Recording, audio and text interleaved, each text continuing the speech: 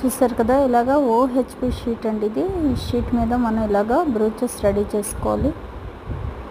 ఇలా రెడీ చేసుకుని వీటితో మనం హెయిర్ క్లిప్స్, రబ్బర్ బ్యాండ్స్, అలాగే పెండెంట్స్ ఇలాంటివన్నీ కూడా రెడీ చేసుకోవచ్చు దీంతో.